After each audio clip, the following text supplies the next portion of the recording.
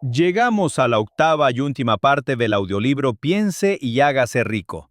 Hoy cerramos con las reflexiones más poderosas sobre la actitud mental positiva, el control emocional y el verdadero significado de la riqueza. Gracias por llegar hasta aquí. Este final reúne todo lo aprendido. Comencemos esta última lección. El dinero habla. Algunos preguntarán, ¿por qué ha escrito un libro sobre el dinero? ¿Por qué medir las riquezas en dólares? Algunos pensarán que hay otras formas de riqueza mucho más deseables que el dinero, y tendrán razón.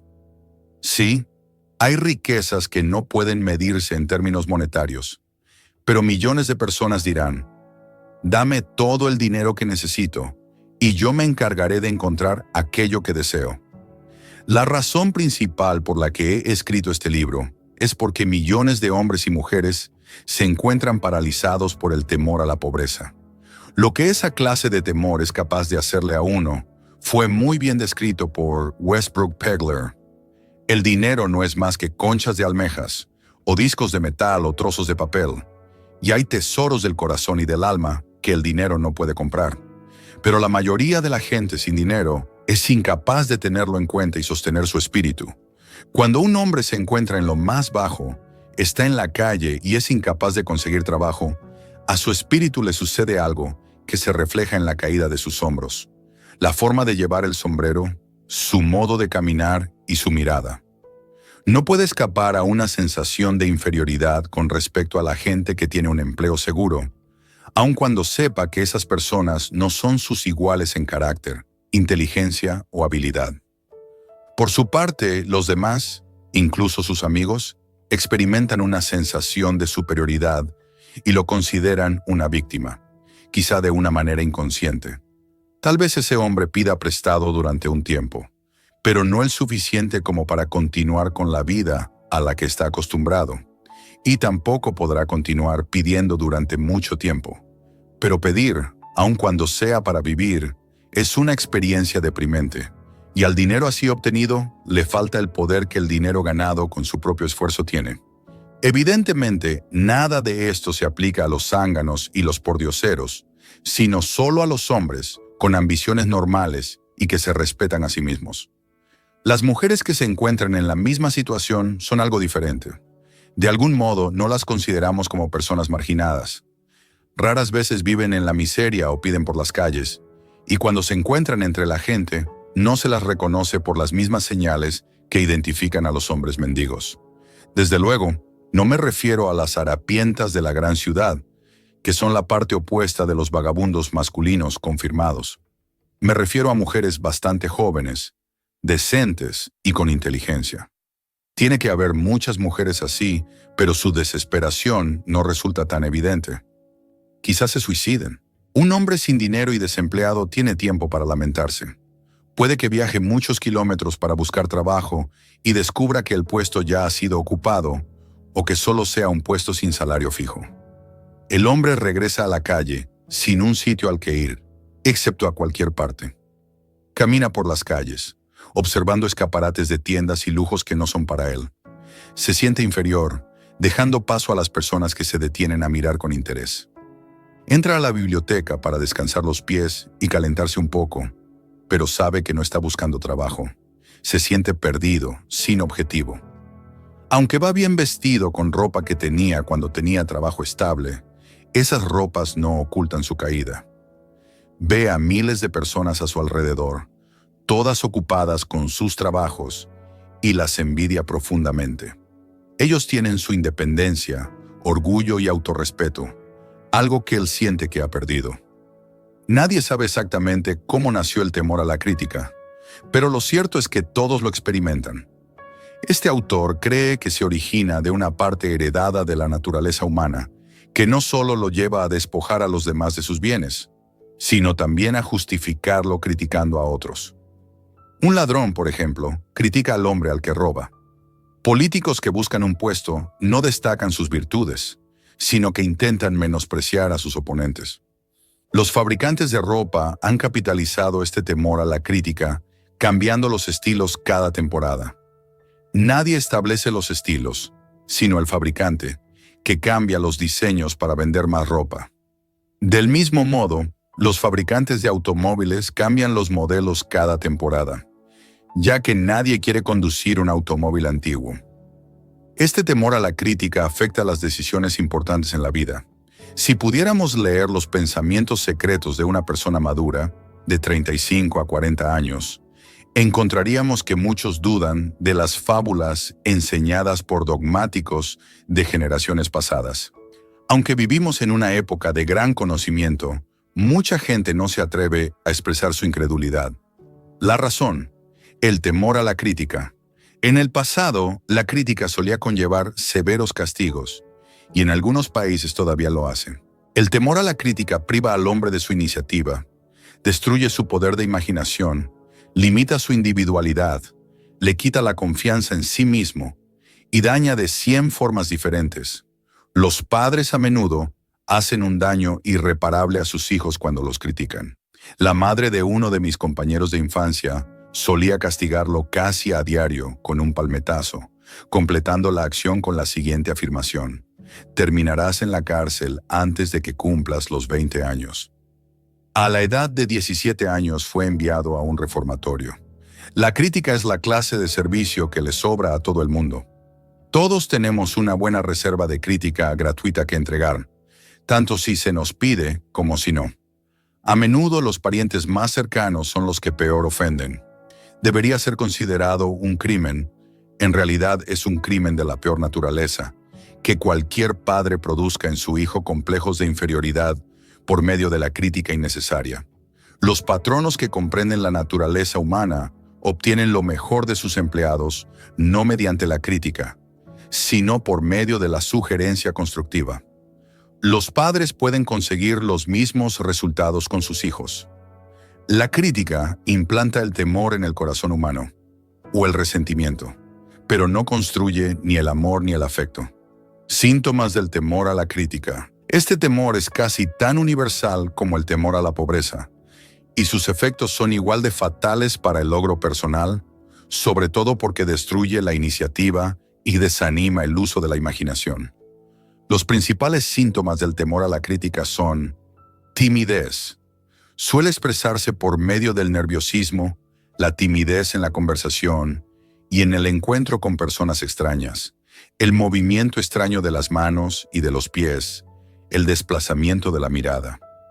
Falta de serenidad, ausencia de control en la voz, nerviosismo en presencia de otros, postura deficiente del cuerpo, memoria pobre, personalidad, escasa firmeza en las decisiones, falta de encanto personal y de habilidad para expresar opiniones definidas, costumbre de soslayar los temas en lugar de afrontarlos de manera directa, estar de acuerdo con otros sin haber examinado sus opiniones con cuidado, complejo de inferioridad, costumbre de expresar autoaprobación por medio de la palabra y las acciones como un medio de ocultar una sensación de inferioridad, utilizar palabras grandilocuentes para impresionar a los demás, a menudo sin conocer siquiera el significado de lo que se dice, imitar a otros en la ropa, el discurso y las actitudes, fanfarronear de logros imaginarios. Esto produce a veces una imagen superficial de sentimiento de superioridad. Extravagancia, costumbre de intentar mantenerse a la altura de los demás, gastando mucho más de lo que se ingresa. Falta de iniciativa, fracaso para aprovechar las oportunidades para el progreso propio, temor a expresar opiniones, falta de confianza en las propias ideas, responder de forma evasiva a los superiores, vacilar en la actitud y en el discurso, engañar en las palabras y en los hechos. Falta de ambición, pereza mental y física, falta de autoafirmación, lentitud para tomar decisiones, dejarse influir con excesiva facilidad, criticar a los demás a sus espaldas y halagarlos cuando están delante, aceptar la derrota sin protesta o abandonar una empresa cuando se encuentra con la oposición de otros, sospechar de otras personas sin causa alguna, falta de tacto en la actitud y el discurso, no estar dispuesto a aceptar la responsabilidad de los propios errores. El temor a la enfermedad. Este temor tiene sus orígenes en la herencia, tanto física como social. está estrechamente asociado con las causas del temor a la vejez y a la muerte, porque conduce al borde de mundos terribles sobre los que el hombre no sabe nada, pero acerca de los cuales ha escuchado historias inquietantes. También existe la opinión generalizada de que ciertas personas poco éticas han hecho de la venta de salud un negocio, explotando el miedo a la enfermedad. El temor del hombre a la enfermedad se origina en las imágenes negativas implantadas en su mente sobre lo que puede suceder si la muerte llega. También lo teme por la carga económica que puede representar. Un destacado médico estimó que el 75% de los pacientes sufre de hipocondría, enfermedad imaginaria. Se ha demostrado de manera muy convincente que el temor a la enfermedad, incluso cuando no hay causa, puede producir síntomas físicos de la enfermedad temida. La mente humana es muy poderosa, puede construir o destruir. Los fabricantes de medicamentos han obtenido enormes fortunas explotando esa debilidad del temor a la enfermedad. Esta forma de abuso se volvió tan común hace una década que una revista, Collier's, emprendió una campaña contra los peores culpables en la industria de los medicamentos patentados. A través de varios experimentos realizados hace algunos años, se demostró que las personas pueden enfermar por su gestión. En uno de estos experimentos, 3 conocidos visitaron a ciertas personas y les preguntaron: ¿qué te sucede? Pareces terriblemente enfermo. El primero que hacía la pregunta solía recibir una respuesta casual como: «Oh, nada, estoy muy bien». El segundo, en cambio, obtenía una respuesta diferente: «No lo sé exactamente, pero me siento mal». Finalmente, el tercero lograba que la víctima admitiera que estaba enferma. Si duda de esto, puede intentarlo con algún conocido, pero no lleve el experimento demasiado lejos. Existen sectas religiosas cuyos miembros afirman vengarse de sus enemigos mediante el embrujamiento, asegurando que hacen enfermar a sus víctimas con maldiciones. Hay pruebas abrumadoras de que muchas enfermedades comienzan como impulsos de pensamiento negativo. Estos impulsos pueden pasar de una mente a otra por sugestión o ser generados por la propia mente. Un hombre bendecido con más sabiduría de lo que este incidente pudiera indicar, dijo en una ocasión: «Cuando alguien me pregunta cómo me siento, mi respuesta sería darle un puñetazo».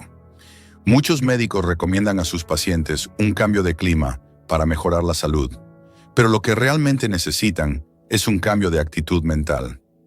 La semilla del temor a las enfermedades está presente en cada mente humana. Preocupación, temor, desánimo, desilusión amorosa y fracasos en los negocios permiten que esta semilla germine y crezca. Las desilusiones amorosas y los fracasos en los negocios encabezan la lista de causas del temor a la enfermedad. Un joven, por ejemplo, sufrió una desilusión amorosa tan profunda que terminó en el hospital, luchando durante meses entre la vida y la muerte. Un especialista en psicoterapia sugirió un enfoque poco convencional. Ordenó cambiar las enfermeras y asignó al paciente una joven encantadora que, con el consentimiento previo del médico, comenzó a conquistar al joven desde el primer día. En 3 semanas, el paciente salió del hospital aún enfermo, pero de una condición completamente diferente. Se había enamorado. Finalmente, el paciente y la enfermera se casaron. Síntomas del temor a la enfermedad. Los síntomas de este temor tan común incluyen autosugestión, hábito de usar la autosugestión de forma negativa, buscando o esperando encontrar síntomas de diversas enfermedades, disfrutar de enfermedades imaginarias, hablar de ellas como si fueran reales, probar dietas, ejercicios y remedios sin guía profesional, además de recurrir a tratamientos caseros o no comprobados. Hipocondría, la tendencia a hablar constantemente de enfermedades, concentrando la mente en ellas y provocando, eventualmente, un colapso nervioso. Este estado no puede curarse con medicamentos, sino que requiere un cambio hacia el pensamiento positivo. La hipocondría, al igual que la enfermedad que se teme, produce un impacto negativo significativo. Ejercicio. Este temor puede impedir la práctica de ejercicio físico adecuado, lo que puede llevar al aumento de peso y a evitar actividades al aire libre. Susceptibilidad. Reduce la resistencia natural del cuerpo, aumentando la vulnerabilidad ante cualquier enfermedad con la que se entre en contacto. Autoconsentimiento. Hábito de buscar simpatía fingiendo enfermedades. Esto puede usarse para evitar responsabilidades, como acudir al trabajo, o justificar la pereza o la falta de ambición. Falta de moderación, uso de alcohol o narcóticos para aliviar dolores, en lugar de investigar y solucionar las causas subyacentes. El temor a la enfermedad a menudo está ligado al temor a la pobreza. Los hipocondríacos suelen preocuparse por posibles gastos médicos y funerarios, dedicando tiempo a prepararse para enfermedades que tal vez nunca se manifiesten. El temor a la pérdida del amor. Este temor se origina en los antiguos hábitos del hombre polígamo, que frecuentemente le quitaba la pareja a otros. Celos y otras neurosis derivan de ese temor a perder el amor de alguien, siendo este el más doloroso de los temores básicos. La raíz de este temor podría remontarse a la edad de piedra, cuando las mujeres eran raptadas por la fuerza. Aunque los métodos han cambiado, la esencia del hábito persiste. Actualmente, en lugar de fuerza bruta, se utilizan la persuasión, la promesa de bienes materiales y otros incentivos más sutiles pero igualmente efectivos. Las mujeres suelen ser más susceptibles a este temor que los hombres. Esto se debe a que, por experiencia, saben que los hombres son propensos a la poligamia, lo que les genera desconfianza cuando otras mujeres se convierten en posibles rivales. Síntomas del temor a la pérdida del amor. Los síntomas más comunes incluyen celos, tendencia a sospechar de amigos y seres queridos sin ninguna razón válida, o a acusar infundadamente a la pareja de infidelidad. Este hábito de desconfianza se extiende a todos, generando una falta de fe generalizada en los demás. Descubrir imperfecciones. Constante búsqueda de defectos en amigos, familiares, colegas y seres amados, a menudo sin motivo aparente. Juego. Conducta de asumir riesgos económicos, incluyendo jugar, engañar o gastar en exceso para agradar a la persona amada, con la creencia de que el amor puede comprarse. Esto puede llevar a endeudarse para ofrecer regalos o mantener una imagen favorable. Otros síntomas: insomnio, nerviosismo, falta de perseverancia, debilidad de voluntad, ausencia de autocontrol, baja autoestima y mal carácter.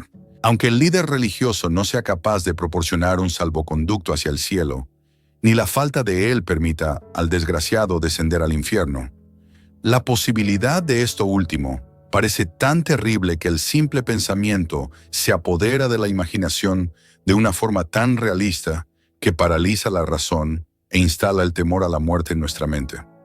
El temor a la muerte no es ahora tan común como lo fue en la época en que no existían grandes universidades. Los hombres de ciencia han derramado el foco de la verdad sobre el mundo, y esa verdad está liberando rápidamente a los hombres de este terrible temor a la muerte. Aquellos que asisten a las universidades no se dejan impresionar ya fácilmente por el fuego y el azufre. Con la ayuda de la biología, la astronomía, la geología y otras ciencias afines, se han ido disipando los temores que se apoderaron de las mentes de los hombres en otras épocas más oscuras. El mundo entero está compuesto de solo dos cosas: energía y materia. En la física elemental aprendemos que ni la materia ni la energía, las únicas dos realidades conocidas por el hombre, pueden ser creadas ni destruidas. Tanto la materia como la energía pueden ser transformadas, pero ninguna de ellas destruida. Si la vida es alguna cosa, es energía. Si es imposible destruir la energía y la materia, resulta evidente que tampoco se puede destruir la vida. Esta, como cualquier otra forma de energía, puede pasar por distintos procesos de transición o de cambio, pero nunca se puede destruir. La muerte no es más que una transición. Si la muerte no es simple cambio o una transición, en tal caso nada existe después de ella, excepto un largo y eterno sueño pacífico, y el sueño no es algo a lo que haya que temer. Así pues, usted puede eliminar para siempre el temor a la muerte. Síntomas del temor a la muerte. Los síntomas generales de este temor son la costumbre de pensar en la muerte antes que en obtener lo máximo de la vida. Esto se debe, en general, a la falta de propósito o a la falta de una ocupación adecuada. Este temor predomina más entre las personas de edad avanzada, pero a veces las personas más jóvenes son víctimas del mismo. El mayor de todos los remedios contra el temor a la muerte es el ardiente deseo de alcanzar logros, apoyado por la realización de un servicio útil a los demás. Una persona ocupada en muy raras ocasiones dispone de tiempo para pensar en la muerte. La vida le parece demasiado excitante como para andar preocupándose por la muerte. A veces, el temor a la muerte se halla estrechamente asociado con el temor a la pobreza, cuando se piensa que la propia muerte puede dejar a los seres queridos en la pobreza. En otros casos, el temor a la muerte está causado por la enfermedad y por el consiguiente desmoronamiento de la resistencia física del cuerpo. Las causas más comunes del temor a la muerte son enfermedad, pobreza, falta de ocupación apropiada, desilusión amorosa, demencia, fanatismo religioso. La preocupación. La preocupación es un estado mental basado en el temor. Funciona con lentitud, pero es persistente, insidiosa y sutil. Paso a paso, se abre camino hasta que paraliza la propia facultad de razonamiento, destruye la confianza en sí mismo y la iniciativa. La preocupación es una forma de temor sostenido, causado por la indecisión. En consecuencia, se trata de un estado mental que es posible controlar. Una mente desequilibrada es impotente. La indecisión hace que la mente sea desequilibrada. A la mayoría de los individuos le falta fuerza de voluntad para tomar decisiones con prontitud y para mantenerlas con firmeza una vez las han tomado. No nos preocupamos por las condiciones cuando hemos tomado una decisión para seguir una determinada línea de acción. En cierta ocasión entrevisté a un hombre que iba a ser electrocutado 2 horas más tarde. El condenado era el más tranquilo de las 8 personas que estaban con él en la celda de la muerte. Su tranquilidad me indujo a preguntarle cómo se sentía al saber que iba a pasar a la eternidad en tan breve espacio de tiempo. Me dirigió una sonrisa de confianza y contestó: «Me siento muy bien. Solo tienes que pensar, hermano, que todos mis problemas habrán terminado dentro de poco. Durante toda mi vida solo he tenido problemas. Siempre me ha resultado muy difícil conseguir alimento y ropa. Dentro de poco ya no necesitaré nada de eso. Me he sentido muy bien desde que supe con seguridad que iba a morir. Entonces, me preparé mentalmente para aceptar mi destino con buen espíritu». Al tiempo que hablaba, devoraba una cena de proporciones suficientes para 3 hombres, comiendo cada bocado de alimento que se le traía, y al parecer, disfrutándolo tanto como si no le esperara ningún desastre. La decisión daba una resignación a ese hombre ante su destino. La decisión también puede prevenir la aceptación de circunstancias no deseadas. A través de la indecisión, los 6 temores básicos se transforman en un estado de preocupación. Suprima para siempre el temor a la muerte, tomando la decisión de aceptarla como un acontecimiento inevitable. Elimine el temor a la pobreza, adoptando la decisión de conseguir todas aquellas riquezas que pueda acumular sin preocupación. Aplaste el cuello del temor a la crítica, decidiendo no preocuparse por lo que la gente piense, haga o diga. Elimine el temor a la vejez, tomando la decisión de aceptarla, no como un obstáculo, sino como una gran bendición que lleva consigo la sabiduría, el autocontrol y la comprensión que no se conocen en la juventud. Libérese del temor a la enfermedad, adoptando la decisión de olvidarse de los síntomas. Domine el temor a la pérdida del amor, decidiendo salir adelante sin amor si eso llegara a ser necesario. Mate la costumbre de la preocupación en todas sus formas, tomando la decisión general de que no hay nada en la vida por lo que valga la pena preocuparse. Con esta decisión alcanzará serenidad, paz mental y claridad de pensamiento, todo lo cual le producirá felicidad. Un hombre cuya mente está llena de temor no solo destruye sus propias posibilidades de acción inteligente, sino que transmite estas vibraciones destructivas a las mentes de todos aquellos que entran en contacto con él, y con eso también destruye sus posibilidades. Incluso un perro o un caballo sabe cuándo le falta valor a su amo. Es más, un perro o un caballo captará las vibraciones de temor que su amo emite y se comportará de acuerdo con ellas. Mucho más abajo en la línea de inteligencia del reino animal se encuentra esa misma capacidad para captar las vibraciones del temor. El desastre del pensamiento negativo. Las vibraciones del temor pasan de una mente a otra con la misma rapidez y seguridad con que el sonido de la voz humana pasa de la emisora de radio al receptor. La persona que expresa pensamientos negativos o destructivos mediante las palabras puede estar casi segura de experimentar los resultados de esas mismas palabras en forma de retrocesos destructivos. La emisión de impulsos de pensamiento destructivo produce por sí sola, sin ayuda de las palabras, un retroceso que se manifiesta de muchas formas. En primer lugar, y quizás esto sea lo más importante a recordar, la persona que emite pensamientos de naturaleza destructiva sufre un grave daño como consecuencia del desmoronamiento de la facultad de la imaginación creativa. En segundo lugar, la presencia de cualquier emoción destructiva en la mente desarrolla una personalidad negativa que repele a los demás y a menudo los convierte en antagonistas.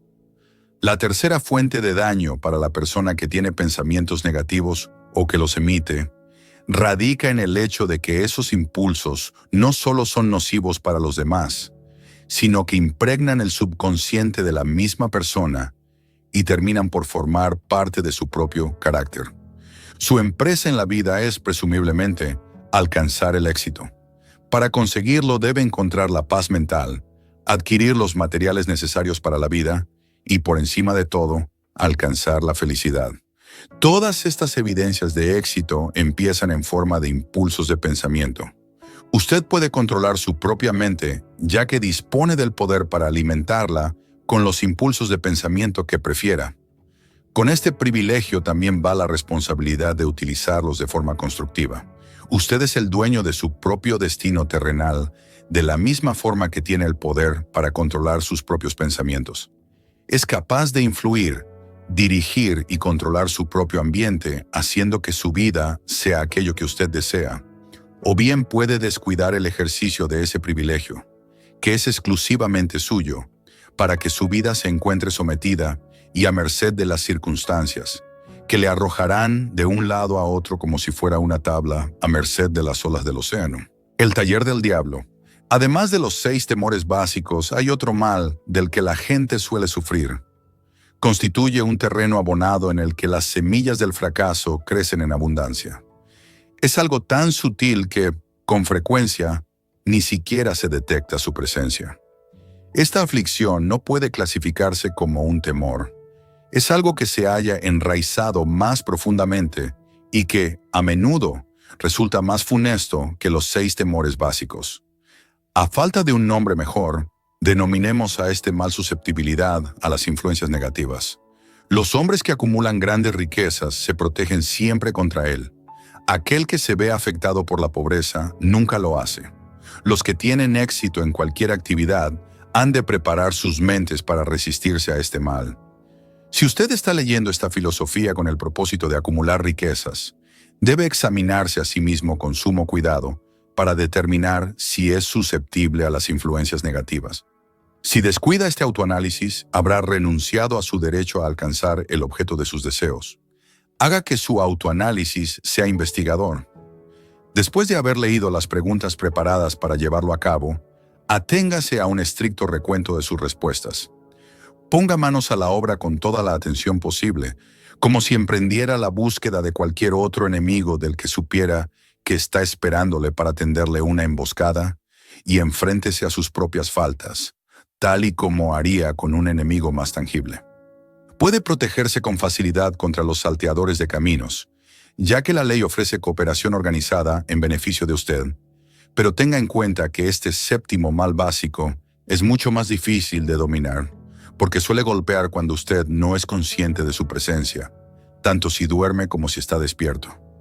Además, su arma es intangible, pues consiste simplemente en un estado mental. Este mal también resulta peligroso debido a que golpea de muchas formas diferentes, tantas como experiencias humanas existen. En ocasiones entra en la mente a través de palabras bien intencionadas, pronunciadas por un pariente cercano. Otras veces, le perturba a uno desde dentro por medio de la propia actitud mental. Siempre es tan mortal como un veneno, aun cuando no pueda matar con la misma rapidez. ¿Cómo protegerse de las influencias negativas? Para protegerse a sí mismo contra las influencias negativas, tanto si son de su propia producción como si son el resultado de las actividades de ciertas personas negativas que le rodean, debe reconocer que usted tiene un poder de voluntad y utilizarlo constantemente hasta que logre construir un muro de inmunidad en su propia mente contra esas influencias negativas. Reconozca el hecho de que usted, al igual que todo ser humano, es por naturaleza perezoso, indiferente y susceptible a todas las sugerencias que armonicen con sus debilidades. Reconozca que usted es, por naturaleza, susceptible a todos y cada uno de los 6 temores básicos e instituya en su actitud hábitos que le permitan contrarrestar todos esos temores.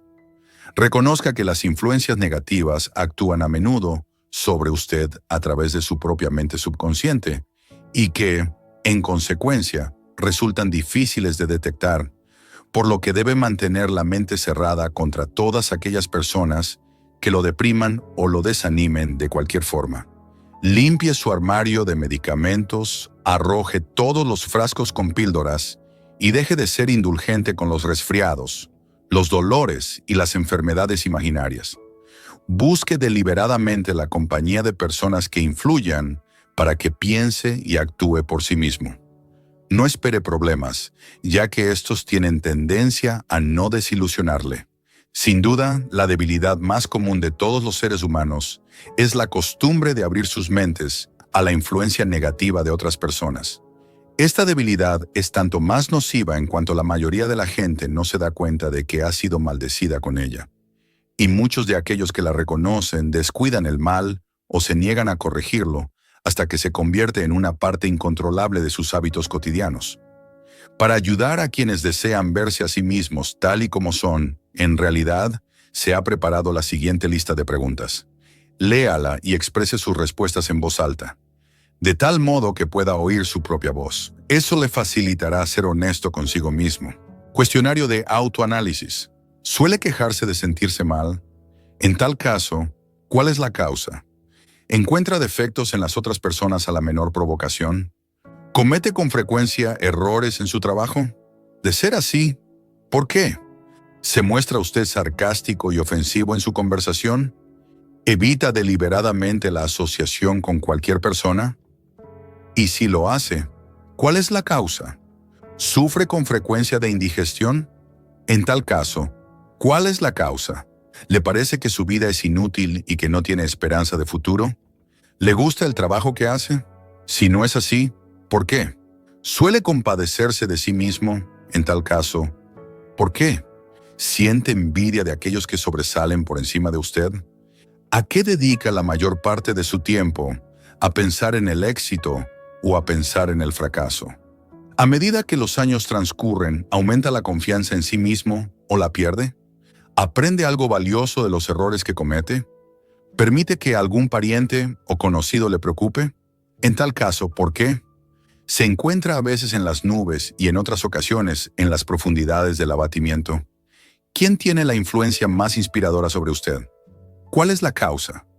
¿Tolera las influencias negativas o descorazonadoras que podría evitar? ¿Es descuidado con su aspecto personal? En tal caso, ¿cuándo y por qué? ¿Ha aprendido a ahogar sus problemas estando demasiado ocupado como para que estos le perturben? ¿Se consideraría a sí mismo un débil falto de voluntad si permitiera que los demás pensasen por usted? ¿Descuida la limpieza interna de sí mismo hasta que la autointoxicación le convierte en una persona de mal carácter e irritable? ¿Cuántas perturbaciones previsibles le molestan y por qué las tolera? ¿Recurre al licor, a los narcóticos o a los cigarrillos para tranquilizar sus nervios? En tal caso, ¿por qué no intenta utilizar la fuerza de voluntad en su lugar? ¿Hay alguien que le fastidie? En tal caso, ¿por qué razón? ¿Tiene un gran propósito definido? ¿Cuál es y qué planes tiene para alcanzarlo? ¿Sufre usted alguno de los 6 temores básicos? En tal caso, ¿cuál o cuáles? ¿Dispone de un método para protegerse contra la influencia negativa de los demás? ¿Hace uso deliberado de la autosugestión para conseguir que su mente sea positiva? ¿Qué es lo que valora más? ¿Sus posesiones materiales o el privilegio de controlar sus propios pensamientos? ¿Se ve influido con facilidad por los demás, aún en contra de su propio juicio? ¿Ha añadido el día de hoy algo de valor a su reserva de conocimientos o a su estado mental? ¿Afronta directamente las circunstancias que le hacen desgraciado o evita la responsabilidad? ¿Analiza todos los errores y fracasos y trata de aprovecharlos? ¿O adopta la actitud del que piensa que eso no es responsabilidad suya? ¿Puede citar 3 de sus debilidades más nocivas? ¿Qué hace para corregirlas? ¿Anima a otras personas a que le expongan sus preocupaciones por simpatía? Durante sus experiencias cotidianas, ¿elige lecciones o influencias capaces de ayudarle en su progreso personal? Por regla general, ¿tiene su presencia una influencia negativa sobre los demás? ¿Qué hábitos de las demás personas son los que más le molestan? ¿Se forma sus propias opiniones o se deja influir por otras personas? ¿Ha aprendido a crear un estado mental con el que protegerse contra todas las influencias descorazonadoras? ¿La ocupación a la que se dedica le inspira fe y esperanza?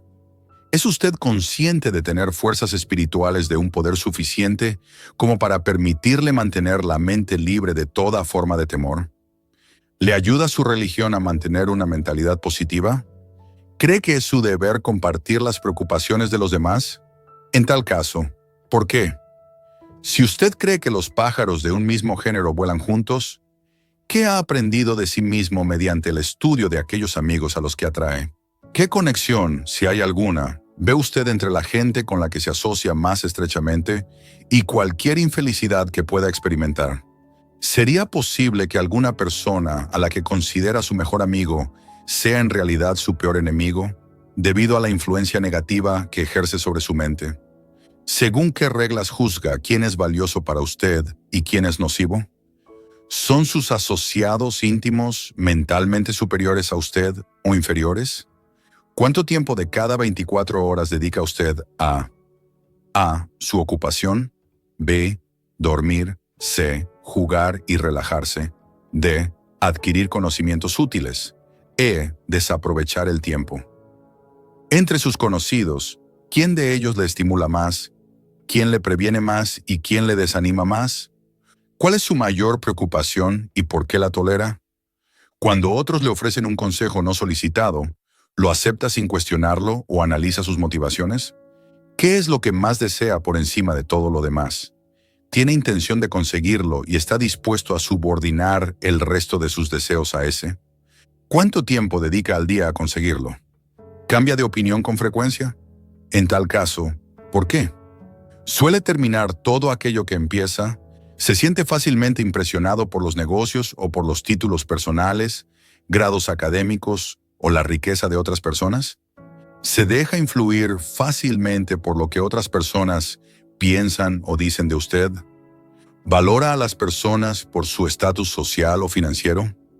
¿Quién cree que es la persona más grande que vive en la actualidad y en qué aspecto considera que esa persona es superior a usted? ¿Cuánto tiempo ha dedicado a estudiar y contestar todas estas preguntas? Se necesita al menos un día para llevar a cabo el análisis y dar respuesta a todas las preguntas de la lista. Si ha contestado todas estas preguntas con sinceridad, sabe más acerca de sí mismo que la mayoría de las personas. Estudie las preguntas con sumo cuidado, revíselas una vez a la semana durante varios meses y asómbrese ante la cantidad de conocimiento adicional de gran valor que habrá adquirido sobre sí mismo por el simple método de contestarlas con honradez. Si no se siente seguro en lo que se refiere a algunas respuestas, busque el consejo de quienes le conocen bien, en especial de aquellos que no tienen motivo alguno para halagarlo, y véase a sí mismo a través de sus ojos. La experiencia le resultará asombrosa. La única cosa sobre la que usted tiene control absoluto. Usted dispone de un control absoluto sobre una única cosa, sus pensamientos. Se trata del hecho más significativo e inspirador de todos los conocidos por el hombre. Refleja la naturaleza divina del hombre. Esta prerrogativa divina es el único medio del que usted dispone para controlar su destino. Si no logra controlar su mente, puede estar seguro de que no logrará controlar nada más. Si tiene que ser descuidado en lo que se refiere a sus posesiones, deje que sea en relación con las cosas materiales. Su mente es su posesión espiritual. Protéjala y utilícela con todo el cuidado al que tendría derecho la realeza divina. Para ese propósito se le dio la fuerza de voluntad. Por desgracia, no existe protección legal contra aquellos que, ya sea a propósito o por ignorancia, envenenan las mentes de los demás mediante su gestión negativa. Esta forma de destrucción debería ser punible y con duros castigos legales, porque puede destruir, como sucede a menudo, las oportunidades de la persona para adquirir cosas materiales que están protegidas por la ley. Hombres con mentes negativas trataron de convencer a Thomas A. Edison de que no podría construir una máquina que registrara y reprodujera la voz humana, porque, según decían, nunca antes nadie había producido una máquina igual. Edison no les creyó. Sabía que la mente era capaz de producir cualquier cosa que la propia mente pudiera concebir y creer. Y ese conocimiento fue lo que elevó al gran Edison por encima del rebaño común. Hombres con mentes negativas le dijeron a F. W. Woolworth que se arruinaría si trataba de dirigir una tienda sobre la base de ventas de artículos a 5 y 10 centavos. Woolworth se negó a creerles. Sabía que podía hacer cualquier cosa, dentro de lo razonable, si apoyaba sus planes con la fe. Ejerció su derecho a descartar de su mente las sugerencias negativas de los demás y acumuló una fortuna de más de $100 millones. Personas de mentalidad dubitativa se burlaron cuando Henry Ford probó su primer automóvil, toscamente fabricado en las calles de Detroit. Algunos afirmaron que aquel artefacto jamás sería práctico. Otros dijeron que nadie pagaría un céntimo por aquel cacharro. Ford replicó: «Llenaré la tierra con vehículos que dependerán del motor», y lo hizo. En beneficio de aquellos que buscan grandes riquezas, recordemos que, prácticamente, la única diferencia existente entre Henry Ford y una gran mayoría de trabajadores es la siguiente. Ford tenía una mente y la controlaba. Los demás tienen mentes que ni siquiera intentan controlar. El control mental es el resultado de la autodisciplina y el hábito. O usted controla su mente o ésta le controla a usted. No hay compromisos ni términos medios. El método más práctico de todos para controlar la propia mente es el hábito de mantenerla ocupada con un propósito definido, apoyado por un plan concreto. Estudie todo aquello que se sepa sobre cualquier hombre que haya alcanzado un éxito notable, y observará que ese hombre tiene control sobre su propia mente, que ejercita ese control y lo dirige hacia la obtención de objetivos definidos. Sin la existencia de ese control, el éxito no es posible. 55 excusas famosas del viejo sí. Las personas que no alcanzan el éxito tienen un rasgo característico común. Conocen todas las razones que explican el fracaso y disponen de lo que consideran que son toda clase de justificaciones para explicar su propia falta de logros. Algunas de esas justificaciones son inteligentes, y unas pocas de ellas se hallan incluso confirmadas por los hechos. Pero no se pueden utilizar excusas para no tener dinero. El mundo que nos rodea solo quiere saber una cosa. ¿Ha alcanzado usted el éxito? Un analista del carácter compiló una lista de las excusas que suelen utilizarse con mayor frecuencia. A medida que lea la lista, examínese a sí mismo con cuidado y determine cuántas de estas excusas ha hecho suyas, si es que hay alguna. Recuerde también que la filosofía presentada en este libro hace que cada una de estas excusas haya quedado obsoleta. Si no tuviera una esposa y una familia, si tuviera suficiente empuje, si tuviera dinero, si tuviera una buena educación, si pudiera conseguir un trabajo, si gozara de buena salud, si dispusiera de tiempo, si los tiempos fueran mejores, si otras personas me comprendieran, si las condiciones que me rodean fueran diferentes, si pudiera volver a vivir mi vida, si no tuviera miedo de lo que ellos dicen, si me hubieran dado una oportunidad, si ahora tuviera una oportunidad, si otras personas no lo hubieran conseguido por mí, si no sucediera nada que me detuviera, si fuera más joven, si pudiera hacer lo que quisiera, si hubiera nacido rico, si pudiera conocer a la gente adecuada, si tuviera el talento que algunas personas tienen, Si me atreviera a imponerme, si solo hubiera aprovechado las oportunidades del pasado, si la gente no me pusiera nervioso, si no tuviera que mantener la casa y cuidar de los hijos, si pudiera ahorrar algún dinero, si el jefe me apreciara, si contara con alguien que me ayudara, si mi familia me comprendiera, si viviera en una gran ciudad, si solo pudiera empezar, si fuera libre, si tuviera la personalidad de algunas personas, si no fuera tan gordo, si mi talento fuera conocido, si pudiera abrirme paso, si pudiera librarme de deudas, si no hubiera fracasado, si supiera cómo, si nadie se me opusiera, si no tuviera tantas preocupaciones, si pudiera casarme con la persona adecuada, si la gente no fuera tan insensible, si mi familia no fuera tan extravagante, si estuviera seguro de mí mismo, si no tuviera la suerte en contra, si hubiera nacido bajo otro signo, si no fuera cierto que lo que tiene que ser, será, si no tuviera que trabajar tanto, si no hubiera perdido mi dinero, si viviera en un barrio diferente, si no tuviera un pasado, si tuviera una empresa propia, si los demás me escucharan, sí, y este es el mayor de todos ellos. Si yo tuviera el valor de verme tal y como soy en realidad, descubriría qué es lo que pasa conmigo y lo corregiría. Entonces tendría la oportunidad de aprovechar mis propios errores y aprender algo de la experiencia de los demás, pues sé que me ocurre algo que no está del todo bien, porque estaría donde debería estar si me hubiese pasado más tiempo analizando mis debilidades y menos buscando excusas que las justificaran.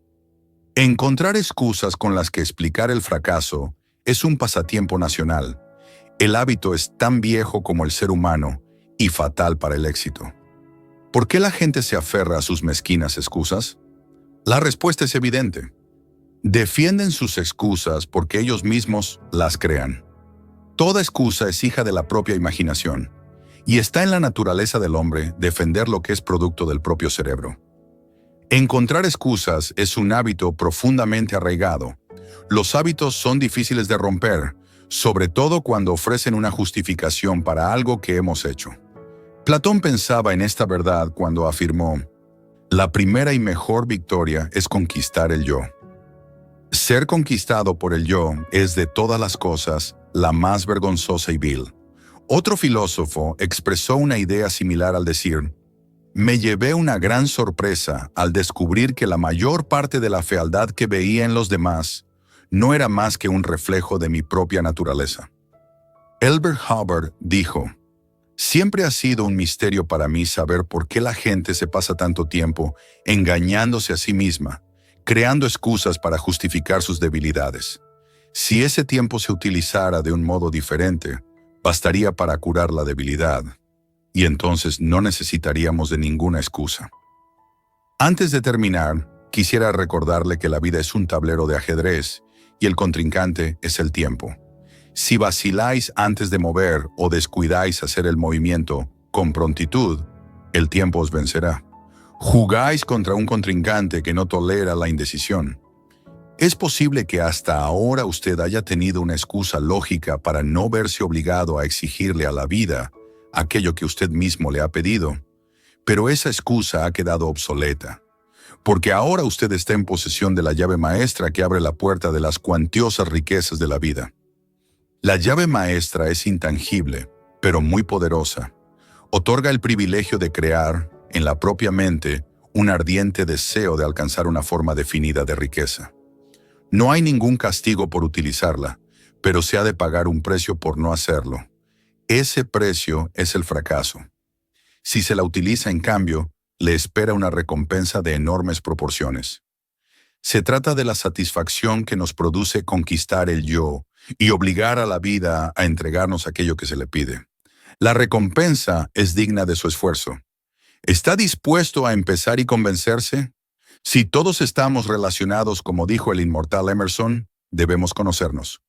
Para terminar, permítame decir: si todos estamos relacionados, nos hemos conocido a través de estas páginas.